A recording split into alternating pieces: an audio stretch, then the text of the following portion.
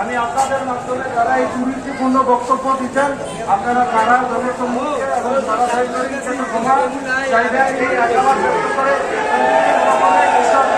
কামনা করে আজকের মতো বিদায় নিচ্ছি। আল্লাহ হাফেজ। আসসালামু আলাইকুম। অল্প সময়ের নোটিশে আজকে তারা এখানে একত্রিত হয়েছেন।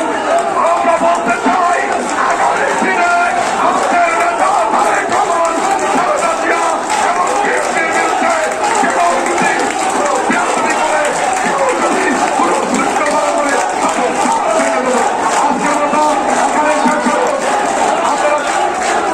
আপনারা সবাই শান্তিপ্রিয়ভাবে চলে যাবেন।